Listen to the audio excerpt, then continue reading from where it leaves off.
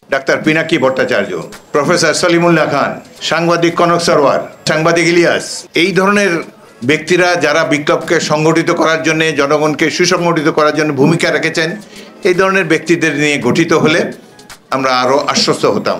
Professor Yunus, তাকে অতীত সরকার অনেক হেনস্থা করেছে, সুতরাং তিনি একটি বিপ্লবী সরকারের নেতৃত্ব দিতে যাচ্ছেন। তার এই অভিজ্ঞতা অতীতে ছিল না, তিনি ছিলেন বেসিক্যালি শিক্ষক। এই আন্দোলনের বিপ্লবে সরাসরি অংশগ্রহণ করেছেন আইনমন্ত্রী জনাব আসিফ নজরুল, বারবার নির্যাতিত হয়েছেন আরেকজন উপদেষ্টা আদিলুর রহমান। বাকি যারা উপদেষ্টা আছেন তারা দেশের কৃতি সন্তান, কিন্তু অনেকের মধ্যে বিপ্লবী চরিত্র নাই। এদের কেউ কেউ হাসিনা সরকারের পৃষ্ঠপোষকতায় ছিলেন, হাসিনা সরকারকে সমর্থনও দিয়েছেন।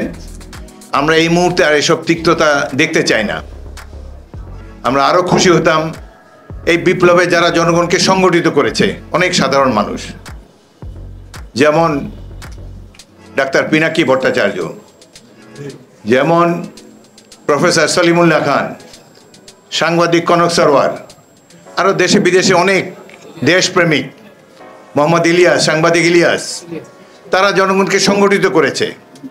তারা পরিবার পরিজন সহ নিগৃহীত হয়েছে এদের হাতে।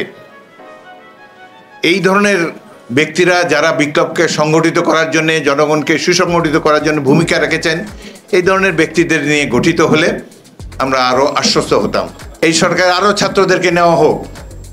বৈষম্য বিরোধী ছাত্র আন্দোলনে যারা জীবন বিপন্ন করে ত্যাগ তিতিক্ষার বিনিময়ে এই সরকারের পতন ঘটিয়েছে, তাদেরকে নিয়ে গঠিত হোক সরকার। বুদ্ধিজীবীর আর বেশি দরকার নাই। আমাদের দেশে ভালো বুদ্ধিজীবী আছে, আরেক শ্রেণীর বুদ্ধিজীবী আছে, তারা সকল সংকটের সময় মুখ বন্ধ করে ঘরে বসে থাকেন, কিন্তু বিজয় অর্জনের পর ক্যামেরার সামনে সবার আগে এসে উপস্থিত হন। এরা দেশের কোনো সংকটে এদেরকে পায় নাই। 1971 মুক্তিযুদ্ধে অল্প কয়েকজন ছিলেন। শিক্ষক সমাজে দেখেন সব জায়গায়, বিভিন্ন বিশ্ববিদ্যালয়ে, আমি ঢাকা বিশ্ববিদ্যালয়ের ছাত্র ছিলাম, তখনকার শিক্ষকরা ছিলেন দেবতুল্য মানুষ। এখন শিক্ষকদের মধ্যে অনেক দুর্বৃত্ত আছে যাদের শিক্ষক হওয়ার একাডেমিক যোগ্যতা নাই, কারচুপি করে, যেমন সরকার কারচুপি করে সংসদে বসে রাষ্ট্র ক্ষমতায় আসে, একইভাবে বিভিন্ন বিশ্ববিদ্যালয়ে তারা ভোটার নিয়োগ দিয়েছে, শিক্ষক নিয়োগ দেয় নেই। দলভারী করার জন্যে অযোগ্য, অশিক্ষিত, স্বল্প শিক্ষিত মানুষকে, যাদের শুধু সার্টিফিকেট আছে, জ্ঞানগম্যি নাই, তারা বিভিন্ন শিক্ষক নেতা সেজে বসেছেন। এই সরকারকে আমরা সময় দিতে চাই। বিএনপির পক্ষ থেকে আমাদের মহাসচিব, শীর্ষ নেতা তারেক রহমান, অন্যরাও বলেছেন আমরা এই সরকারকে সময় দিতে চাই, তবে একটা যৌক্তিক সময় আমরা দিতে চাই। এই দেশে তো গণতন্ত্রকে পুনঃপ্রতিষ্ঠিত করতে হবে। গণতন্ত্রকে প্রতিষ্ঠিত করতে হলে নির্বাচনের কোনো বিকল্প নাই। অতি অল্প সময়ের মধ্যে আপনারা অবিলম্বে রোডম্যাপ ঘোষণা করুন এবং একটা যৌক্তিক সময়ে একটি নির্বাচন দিয়ে জনগণের প্রতিনিধিদেরকে রাষ্ট্রের দায়িত্বভার গ্রহণ করার সুযোগ করে দিন। এটাই আমরা চাই। রোডম্যাপ ঘোষণা করতে কোনো আপত্তি থাকার কথা নয়। আর একটি কথা প্রধান উপদেষ্টা বলেছেন, তাকে ছাত্ররা নিয়োগ দিয়েছেন, তাকে দেশবাসী নিয়োগ দিয়েছে।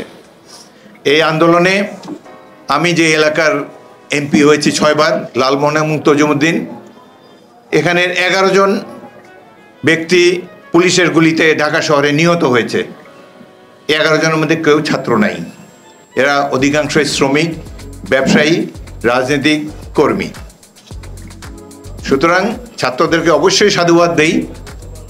ত্যাগের বিনিময়ে এরা দেশ থেকে পালিয়ে যেতে বাধ্য হয়েছে, কিন্তু সারা দেশবাসী এই আন্দোলনে অংশগ্রহণ করেছে। ছাত্রদের সাথে সাথে ছাত্রদের পিতামাতারাও রাস্তায় ছিল। অতীতে এই ধরনের দৃশ্য কখনো আমরা দেখিনি। এটি হলো বিপ্লব। যারা কেবল বইতে পড়েছেন বিপ্লব, ভাগ্যবান আপনারা, এই বিপ্লব রাজপথে দেখতে পেয়েছেন, যেখানে পিতা পুত্র কন্যারা মিলিতভাবে রাজপথে সরকারের বিরুদ্ধে আন্দোলন করছে, পানি খাওয়াচ্ছে, খাবার নিয়ে আসছে। বিশেষ করে ছাত্রীরা, তারা লাজুক, বাংলাদেশে তারা নিজেদেরকে আড়ালে রাখতেই পছন্দ করেন, কিন্তু ছাত্র ভাইদের উপরে অত্যাচার নির্যাতন যেভাবে গুলিবর্ষণ করেছে এটি থেকে তারাও স্থির হতে পারে নাই। মা বাবাকে নিয়ে ছাত্রীরাও পর্যন্ত রাজপথে এসেছে। প্রফেসর ইউনূস সাহেব, আমরা বিএনপির পক্ষ থেকে আপনাকে আশ্বস্ত করতে চাই, দেশের জনপ্রিয় দল বিএনপি, যার অন্তর্ভুক্ত জাতীয়তাবাদী মৎস্যজীবী দল, আমরা সবাই আপনাকে সহযোগিতা করব, আপনার হাতকে শক্তিশালী করব, আপনি দেশকে গণতন্ত্রের পথে নিয়ে যান।